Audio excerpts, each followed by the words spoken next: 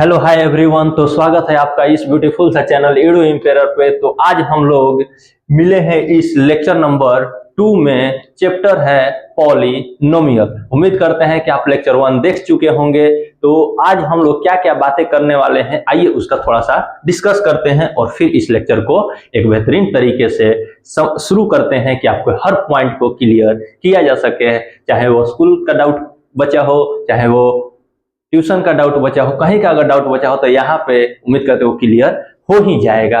तो आइए हम लोग सबसे पहले रिकैप में बात करेंगे कि पहला लेक्चर में हम लोगों ने क्या क्या बात किया। तो देखिए, पहले लेक्चर में हम आप लोग को समझाए थे कि पॉलिनोमियल होता क्या है।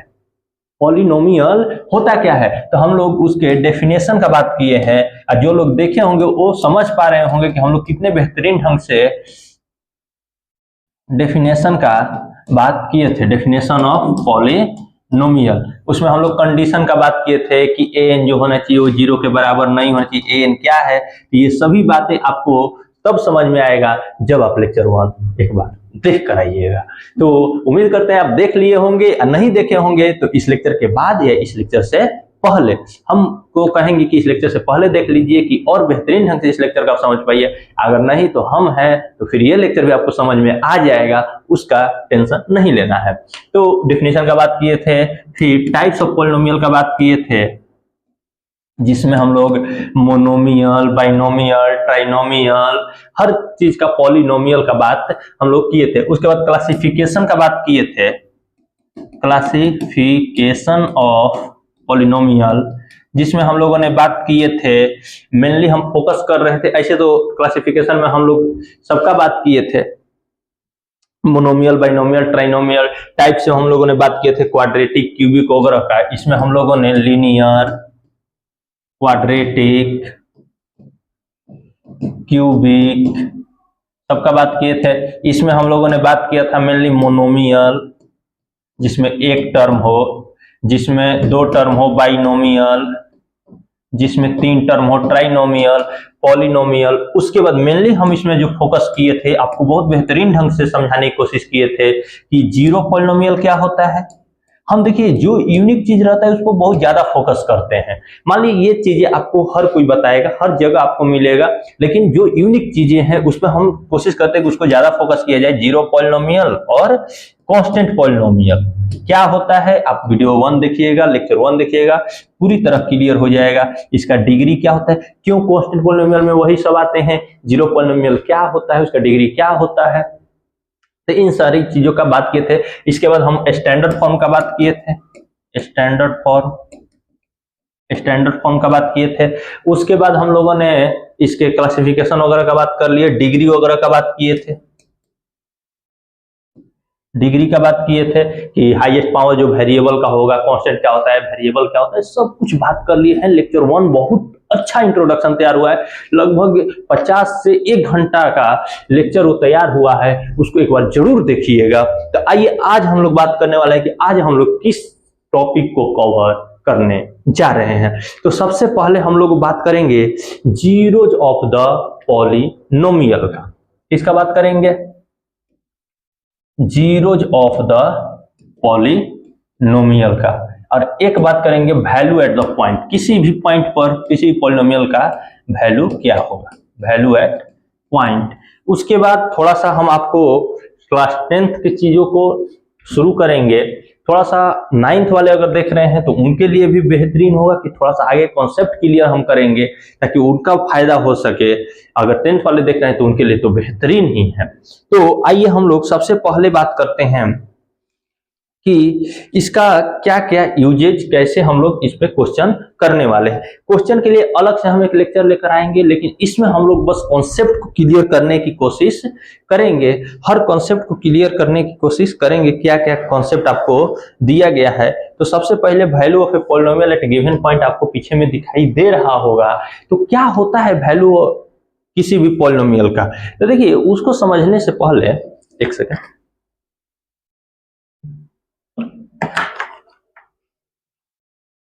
थोड़ा जल्दी जल्दी बोल रहे हैं, थोड़ा अब धीरे बोलेंगे क्योंकि वो रिकैप और आपको टॉपिक को भी कवर बताना था। चलिए अब अगर आप स्पीड को कम कर लिए होंगे, 0.5 पकड़ ले तो उसको नॉर्मल अब कर लीजिए। अब हम धीरे धीरे बोलने वाले हैं।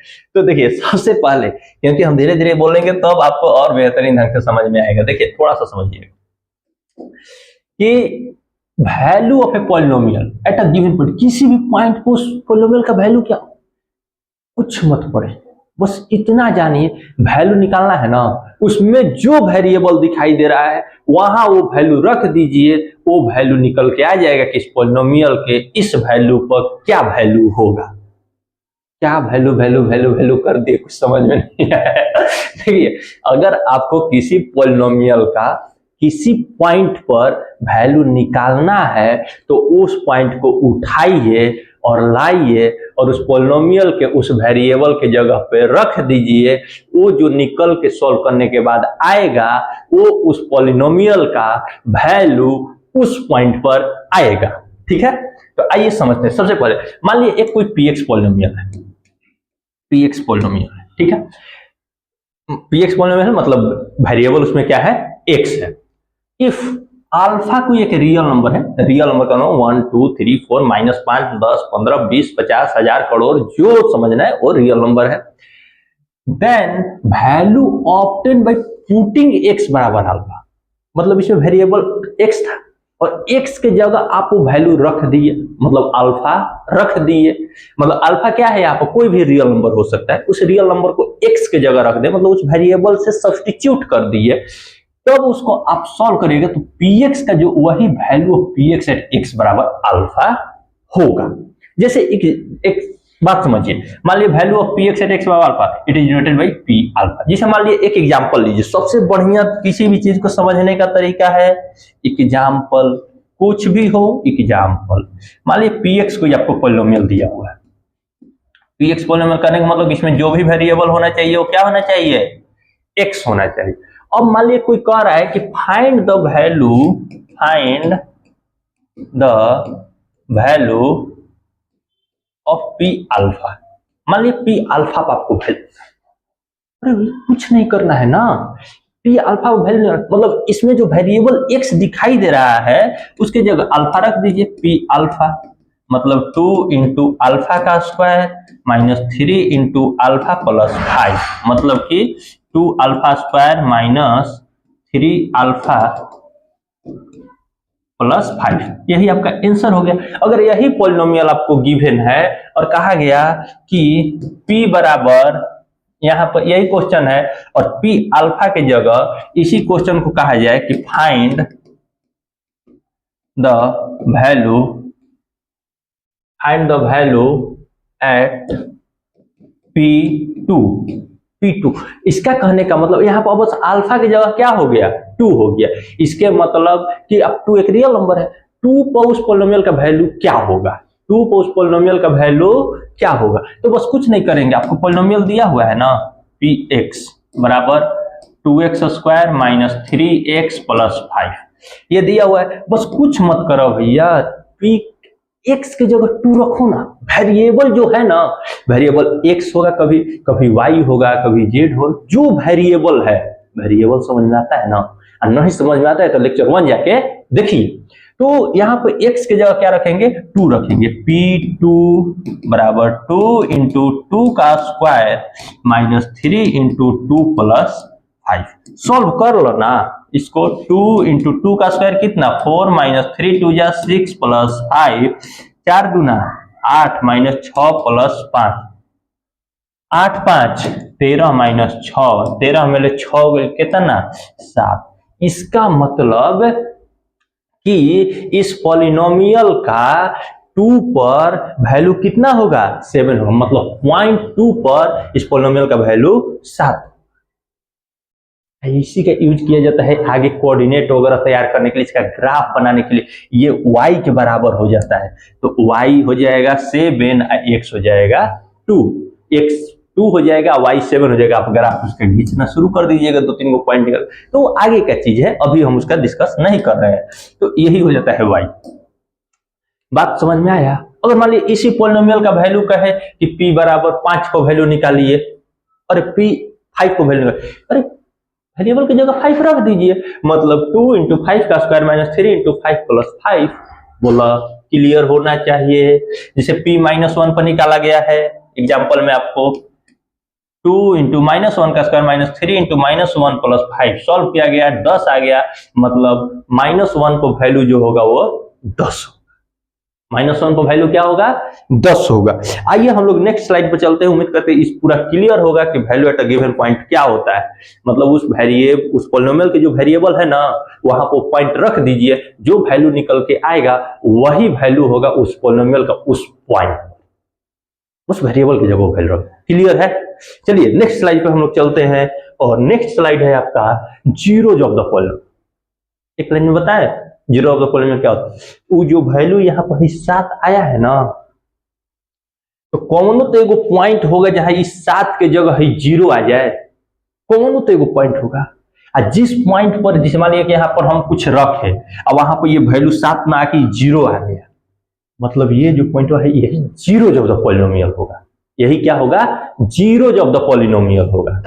बात समझ में आ रहा है? जिस पॉइंट पर ये वैल्यू 0 आ जाएगा उसको हम लोग कहते हैं जीरोज ऑफ द पॉलिनोमियल। आइए उसी को समझते हैं थोड़ा डेफिनेशन के हिसाब से किताब से। सबसे पहला बात, जीरोज ऑफ द पॉलिनोमियल, और real number alpha is called the zero of the polynomial. कब अल्फा को 0? जब पी अल्फा का वैल्यू क्या हो जाए? 0। मतलब उस अल्फा को उस पॉलिनोमियल के वेरिएबल की जगह रखिए और जब सॉल्व करिएगा तो 0 के बराबर आ जाए, तो कहिएगा कि पी अल्फा, मतलब अल्फा जो है वो जीरोज ऑफ द पॉलिनोमियल है। आइए समझते हैं। जिसे मान लीजिए एक पॉलिनोमियल है, एग्जांपल पी एक्स दिया हुआ है, x square minus 2x minus 3। अब मान लीजिए कि हम इसमें वैल्यू निकालना चाहते हैं P3 पर जब वैल्यू निकालना चाहते हैं तो 3 का स्क्वायर -2 इंटू 3 माइनस 3 कितना है? 9 माइनस 6 माइनस 3, 9 माइनस 3 6 3 9, क्या हो गया? 0। वैल्यू क्या आ गया? 0 आ गया। इसके मतलब कि 3 जो हो गया वो जीरोज ऑफ द पॉलिनोमियल हो गया। वैसे अब जैसे यहाँ स्क्वायर है तो हम लोग आगे बात करेंगे, क्वाड्रेटिक है तो 2 जीरो होगा, मतलब 2 ऐसा वैल्यू होगा जहां पर इस पॉलिनोमियल का वैल्यू 0 होगा। एक निकालिए, एक -1 पर निकालिए ना, p -1 पर, तो -1 का स्क्वायर -2 इंटू -1 -3, -1 का स्क्वायर 1 प्लस 2 -3, 2 + 1 3 -3, मतलब कि -1 और 3 जो है वो जीरोज ऑफ द पॉलिनोमियल है, क्योंकि -1 पर भी वैल्यू 0 आ रहा है, -3 पर भी वैल्यू 0 आ रहा है, तो 3 and -1 are the zeros of that polynomial. Clear है? क्लियर होना चाहिए। इसके अलावा अब कोई ऐसा संख्या नहीं होगा, कोई ऐसा रियल नंबर होगा जो इसको 0 कर दे। इसी में वैसा ताकत नहीं है, क्योंकि इसका 2 ही जीरोज होगा, वो दोनों जीरोज हम लोग निकालें। अब कहिएगा क्या हर बार ऐसे ही निकालना पड़ेगा जीरोज? नहीं, उसके लिए आपको फैक्टराइजेशन सीखना पड़ेगा। फैक्टराइजेशन सीख लेंगे, उसको 0 के बराबर कर लेंगे, तो उसको हम लोग नेक्स्ट लेक्चर में समझेंगे, उस पर क्वेश्चन करेंगे, तब तो आपको समझ में आना चाहिए। आप 9th में अभी हम लोग फैक्टराइजेशन पढ़ेंगे, और 10th में है तो 9th में फैक्टराइजेशन आप पढ़ के आ रहे होंगे कि क्वाड्रेटिक का कैसे फैक्टराइजेशन करते हैं। जैसे यही पॉलिनोमियल है, हम करके आपको दिखा भी दे रहे हैं कि जैसे ये है x square minus 2x minus 3, क्या किया जाता है? इस कांस्टेंट टर्म को इसके कोफिशिएंट में मल्टीप्लाई, उसको इस प्रकार ब्रेक डाउन करिए कि ये x का कोफिशिएंट आए, तो एक्स स्क्वायर कितना होगा? हमको लाना है -3, तो माइनस कितना होगा? हाँ, -3x प्लस x हो जाएगा। देखिए 3 में 1 गया, -2 -3 -3, x कॉमन ले लिए, x -3 प्लस x -3 आ गया, x + 1 इंटू x -3। इसी को क्या किया जाता है? 0 के बराबर कर दिया जाता है, क्योंकि 0 जब द पॉलिनोमियल आप निकाल रहे हैं तो ये 0 के बराबर होना चाहिए। पॉलिनोमियल है ना 0 के बराबर है जी, तो पॉलिनोमियल जिस पर 0 के बराबर है 0, तो जब दो नंबर का मल्टीप्लाई 0 है तो या तो ये 0 होगा या फिर ये 0 होगा। तो जब x + 1 0 के बराबर होगा तो x बराबर -1, x -3 0 के बराबर होगा तो x बराबर 3। वही चीज आ रहा है कि -1 पर 0 और 3 पर 0। उम्मीद करते हैं ये आप बहुत बेहतरीन ढंग से समझे होंगे कि जीरोज ऑफ द पॉलिनोमियल क्या होता है। तो देखिए वैल्यू निकालना है, उसको पुट करिए तो वैल्यू निकल के आएगा। कोई दिक्कत नहीं है, वो जितना आया वो वैल्यू हुआ।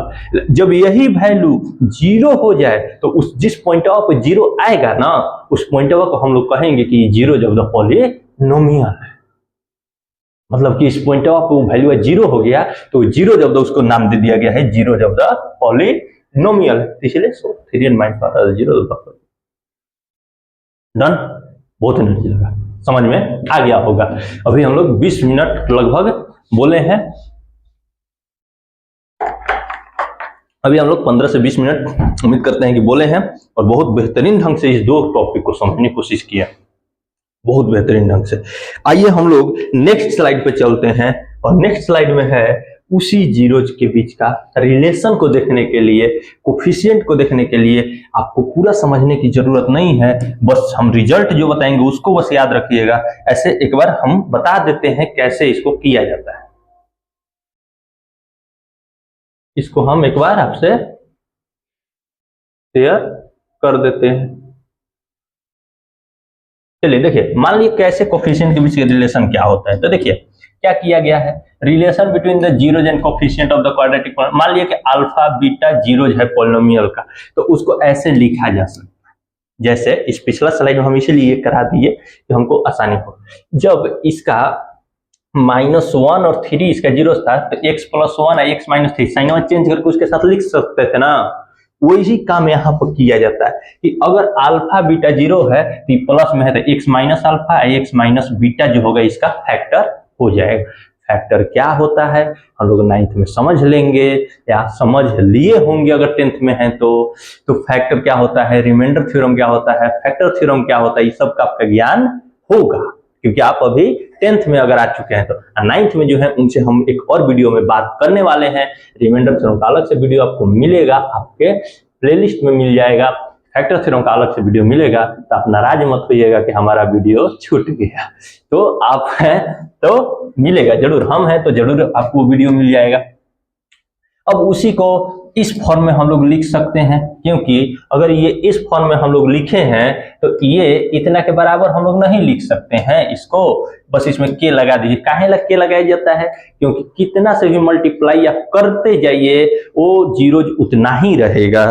तो वही चीज के लिए के आप लगा दिए यहाँ पे और ये उसको बस मल्टीप्लाई कर दिए, x का x से मल्टीप्लाई किया x² माइनस इसको सब सॉल्व करिएगा तो ये इस टर्म में आएगा। जब इसको कंपेयर करिएगा तो k का वैल्यू a, b का वैल्यू a और c का वैल्यू a, इससे कंपेयर कर लीजिए x² + bx + c। तो देखिए x² तो a का वैल्यू क्या हो गया, k हो गया, और वैसे ही b का वैल्यू क्या हो गया, तो ये -k into alpha plus beta हो गया, और c का वैल्यू क्या हो गया, k into alpha into beta हो गया, वही चीज k times alpha into beta. तो k का वैल्यू a हो गया, तो इस वाले सेकंड वाले में यहाँ से k के वैल्यू a यहाँ पर रख दिया गया है अल्फा प्लस बीटा, तो वहां से वो रिलेशन आ गया कि अल्फा प्लस बीटा बराबर -b/a, अल्फा इंटू बीटा बराबर c/a, जहां पर b क्या है a क्या है हम लोग सबका बात करते हैं। तो आइए हम रिजल्ट आपको लिखते हैं। लगभग हम लोग अंतिम दौर में पहुंच चुके हैं एक आज के लिए, क्योंकि आगे हम लोग फिर से एक वीडियो लेकर आने वाले हैं जिसमें हम लोग क्वेश्चन बेचते हैं। अगर इफ आपका पॉलिनोमियल है, हम लिख रहे हैं आप समझिएगा, x² + bx + c कोई पॉलिनोमियल है, ठीक है। अगर इसका अल्फा एंड बीटा जीरोज है, देखिए, या फिर इसी में हम समझा देते हैं। अगर मान लिए कोई आपके पास एक पॉलिनोमियल है, ठीक है, देखिए दो तरह से आपके सवाल बनते हैं। पहला, अगर आपके पास अल्फा बीटा कोई जीरोज है किसी पॉलिनोमियल का जनरल फॉर्म क्वाड्रेटिक पॉलिनोमियल का ax² + bx + c, ये पॉलिनोमियल है जहां पर a 0 के बराबर नहीं होना चाहिए। क्यों 0 के बराबर नहीं होना चाहिए, इसका बात हम लेक्चर 1 में किए हैं, आप उस लेक्चर को जरूर देखिए। क्यों होता है, क्यों नहीं होना चाहिए, क्योंकि भैया हो जाएगा ना तो इसका अस्तित्व खत्म हो जाएगा, क्वाड्रेटिक रह ही नहीं पाएगा, बात समझे। जिसके कारण है उसी को मार डाल दिएगा तो फिर वो कुछ काम का रहेगा। सन किल्स फादर, पिता को ही मार दो। अब इतिहास हम नहीं पढ़ा रहे हैं तो पितृहंता वंश पढ़ाते, आपको बताते कि जब पिता को ही मारिएगा तो फिर कोई मतलब नहीं बनता है। तो वही चीज यहाँ पर है, सन किल्स फादर। एक साइंस में भी एक थ्योरी है ऐसा, कभी मौका मिलेगा तो जरूर हम आपसे डिस्कस करेंगे। तो a is not equal to 0, then relation क्या होता है। अब इसका मान लीजिए कि इसका लेट कर लीजिए, let alpha and beta are zeros. Alpha and beta are zeros कहने का मतलब क्या है कि इसमें x के जगह अल्फा रखिएगा, इस पोलिनोमियल का वैल्यू 0 हो जाएगा, x के जगह बीटा रखिएगा, इस पोलिनोमियल का वैल्यू 0 हो जाएगा।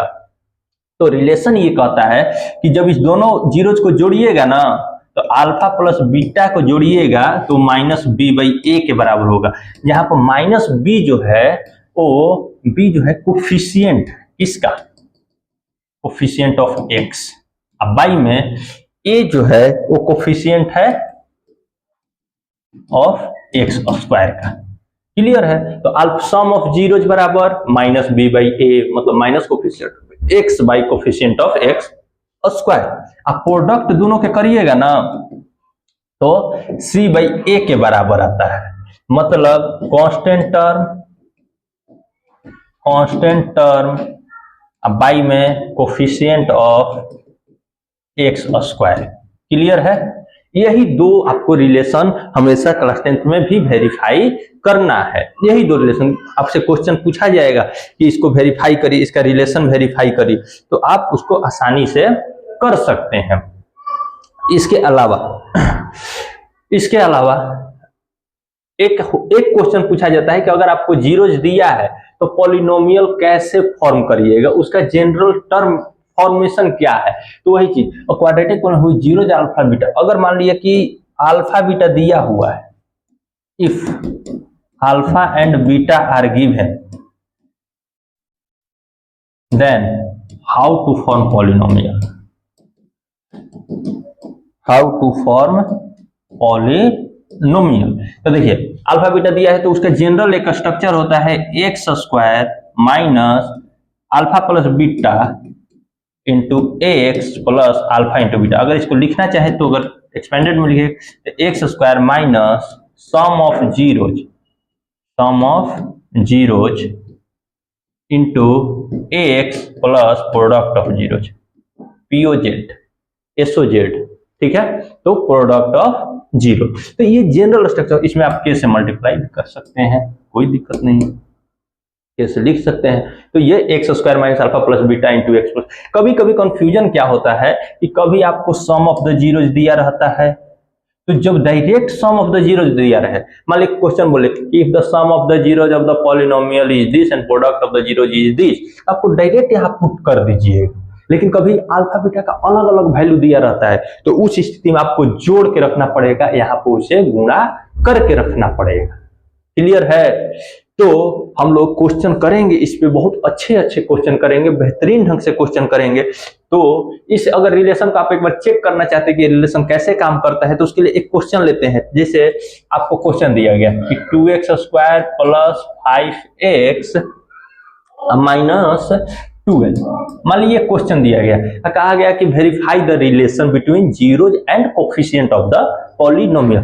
तो सबसे पहला काम क्या करना है कि इसको फैक्टराइज करना है। अगर हम इसको फैक्टराइज करना शुरू करेंगे तो देखिए आपको दिखा देते हैं एक क्वेश्चन करा के, बाकी हम लोग बहुत अच्छे क्वेश्चन करेंगे, बहुत ज्यादा क्वेश्चन करेंगे। तो उसके लिए आपको नेक्स्ट लेक्चर का इंतजार करना होगा, और इंतजार करिएगा तो उसका नोटिफिकेशन कैसे मिलेगा, तो उसके लिए आपको चैनल को सब्सक्राइब करना होगा। चैनल को सब्सक्राइब करने से नोटिफिकेशन नहीं मिलता है, चैनल को सब्सक्राइब करने से बस मेरा सब्सक्राइबर बढ़ता है। चैनल को सब्सक्राइब करने से नहीं, घंटा बजाने से नोटिफिकेशन मिलता है। बिना घंटा बजाए आपका घंटे नहीं बजेगा, तो घंटा बजाइए, घंटी बजाइए, आपको घंटी बज जाएगा। तो ये देखिए 12 2 जा 24 को 2 पार्ट में तोड़ना है, तो 8 3 जा 24, 8 में 3 घटा दे तो माइनस 3x प्लस 8x। देखिए 8 में 3 गया 5 और 3 के 24 माइनस 12। कॉमन लीजिए, क्या कॉमन होगा भाई, x कॉमन होगा, यहाँ 2 बच गया, x बच गया, माइनस 3 बच गया, प्लस यहाँ 4 बच गया, 2x माइनस 3 बच गया। ये हो गया x plus 4 into 2x minus 3। इसी को हम लोग 0 के बराबर कर देते हैं, तो x बराबर -4 और x बराबर 3/2। ये दो आपका 0। अब इसी में इसको हम अल्फा मान लिए, इसको हम बीटा मान लिए। हम कहे हैं कि अगर इस दोनों जीरो को आप जोड़िएगा ना, इस दोनों जीरो को मान लीजिए अल्फा और बीटा को जोड़िएगा तो माइनस बी बाई ए के बराबर आएगा। आइए ना जोड़ के देखते हैं। अल्फा की जगह आप रखिए ना, अल्फा की जगह -4 रखिए, अब बीटा की जगह 3/2 रखिए। अब b का वैल्यू कहां से निकालेगा, तो यही ना b का वैल्यू होगा जी, कोफिशिएंट ऑफ x, तो -5। अब भाई a का वैल्यू कितना होगा जी, a का वैल्यू 2 ना होगा। तो आइए ना इसको जोड़िए, देखिए 2 एलसीएम हो गया 4 दूना 8 + 3 बराबर -5/2। दैट इंप्लाइज 8 में ले 3 गया क्या, 8 में ले 3 गया -5/2 बराबर -5/2। देखिए एलएचएस आरएचएस के बराबर हो गया कि नहीं, तो रिलेशन यहाँ पर एगो रिलेशन वेरीफाई हो गया। दूसरा रिलेशन अगर करिएगा तो अल्फा इंटू बीटा कहिएगा कि c/a के बराबर आप बताए हैं, देखिए ना अल्फा इंटू बीटा बराबर c/a। तो जब c/a के बराबर बताए हैं तो आइए ना प्रोडक्ट करके देखते हैं। -4 इंटू 3/2, c क्या है, c मतलब कांस्टेंट टर्म होता है, -12 ना है जी। इसको कंपेयर करके देख लीजिए ना, ax square plus bx plus c, तो c की जगह -12 है ना है, तो -12 बटे a का वैल्यू कितना है हो, a का वैल्यू 2 हो गया, 2 दूना 4 -6 बराबर 2 3 2 छक्का 12 -6। यहाँ भी एलएचएस जो हो गया वो क्या हो गया, आरएचएस के बराबर हो गया, और रिलेशन क्या हो गया, वेरीफाइड हो गया। रिलेशन वेरीफाई करते रहिए, वेरीफाई होता रहेगा। हर चीज का वेरिफिकेशन जरूरी होता है, बिना वेरीफाई के आप कुछ कहिएगा तो पिटा जाइएगा, यह ना होगा। इसीलिए जब तक वेरीफाई मत कर लीजिएगा किसी को, किसी से रिलेशन मत जोड़ दीजिएगा, नहीं तो फिर अब आप समझदार है नहीं, आपको हम क्या बताएं। तो चलिए ठीक है, फिर कभी बात हम लोग करेंगे। तो उम्मीद करते हैं कि ये 2-3 स्लाइड में जो भी बातें की है बहुत बेहतरीन ढंग से आपसे बात की, देख लीजिए ना क्या क्या बात की है। यहां से शुरू किए थे ई पॉलिनोमियल, इसमें भी समझना है। ई रिकैप, ई हो गया टॉपिक क्या कवर करना है, ई हो गया क्या कि आपका पॉलिनोमियल कैसे काम करता है, उसका वैल्यू कैसे निकालेंगे किसी गिवन पॉइंट पर। और ई हो गया कि आपका जीरो जब द पॉलिनोमियल क्या होता है, इतना बेहतरीन ढंग से जीरो जब द पॉलिनोमियल समझाया जाता है जी, ठीक, कि उसका वैल्यू जब जीरो आ जाए अब क्या किया जाए, आगे बात करेंगे। तो आपको ये हम बात किए थे कि अल्फा बीटा रिलेशन आपको दिखा दिए, और पॉलिनोमियल कैसे फॉर्म करेंगे इसको हम लोग नेक्स्ट लेक्चर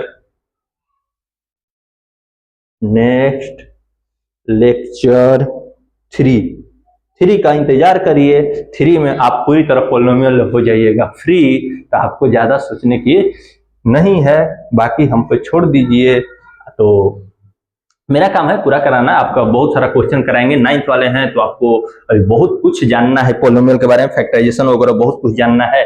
तो आज के लिए इतना ही। आपको पीछे में थैंक यू का स्लाइड दिख रहा होगा।